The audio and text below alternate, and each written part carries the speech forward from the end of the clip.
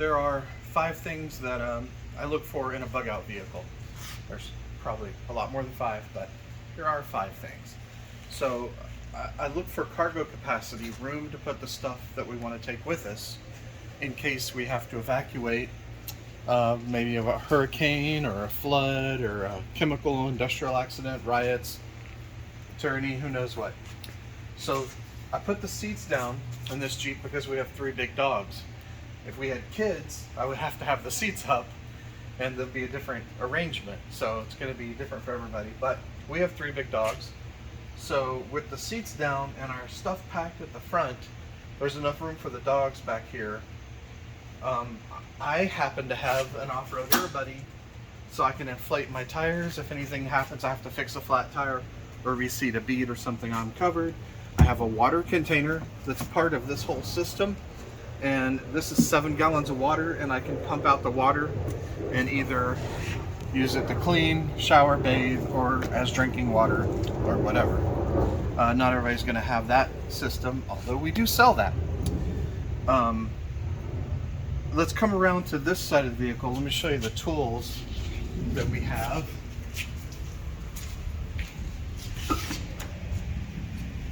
So I have my recovery gear and my tools, and if we have time to pack, we'll have tents and some other things. That container over there underneath my emergency backpack full of food has some extra clothing in it. And my wife and I also both have a bug out bag. So if we, have a few seconds, we're gonna grab the bug out bag on our way out and throw those in here. And I have a bungee cord for holding down our bug out bags so it's not flopping around in the back, scaring the dogs. If we have more time than that, then we have a list of priority things we'll grab, expensive things or irreplaceable things.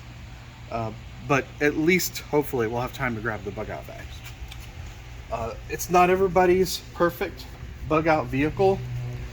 A perfect bug out vehicle is reliable, rugged, it can go a long distance, it can carry a lot of cargo, and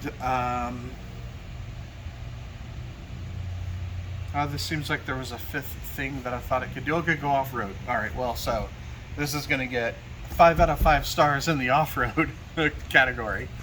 But it doesn't have as much cargo capacity as, say, a Toyota 4Runner. It's mechanically not as reliable as, say, a Toyota 4Runner. So it may not be the best bug out vehicle for everyone, but the way I have it built, it can get over curbs, it can get over through ditches, it can get over a variety of off-road obstacles. It's a little bit rugged in that it's got some armor, and of course we have the front grill, whatever, steel bumper, so it's going to be a little bit rugged. We've got enough cargo capacity, and let's talk about long range. It doesn't get great gas mileage, especially with the bigger tires and the gears that I had done. So for gas mileage, we have a 5-gallon container of gas that we can bring, and with a full tank and those 5 gallons, we think we can get 360 miles. Is that far enough to get where we might need to go if we're evacuating the city? Maybe not, especially if there's a bunch of idle time, especially if we have to go off the highway, we have to go off-road at any point. So our plans are going to have to involve gassing up somewhere, somehow along the way, most likely. But for now, this is the best we could do. I might eventually get another one of those roto packs or something to get another 2.5 gallons of gas. But for now, there's enough room for all the dogs, 5 gallons of gas, 7 gallons of water, our clothes, our personal bug out bags, and a decent capacity to get over obstacles.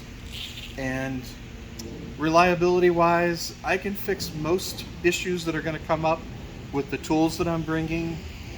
And if there's something that happens that I can't fix, well, that's part of just having bad luck when you're trying to escape. That could happen even to a Toyota. So for now, this is the best we can do for a bug out vehicle, and I think we're pretty happy with it. at the moment. We're almost where we want it to be. Just a few more little things. Okay, so this is why I kept mentioning a 4Runner as the other possibility, or by comparison. Because this is our other vehicle that could be our get out of town vehicle. And there's nothing wrong with it. It would make a very good escape vehicle. It's got 33-inch all-terrain tires, limited slip rear diff, a little bit of armor there. We are going to put a grill on the front at some point, a big wraparound steel guard. We've got a luggage rack so we can add stuff to the top. It's got more cargo space. I don't know if it holds more or less fuel, but it gets better mileage, that's for sure. It's certainly more comfortable, if that's a factor at all.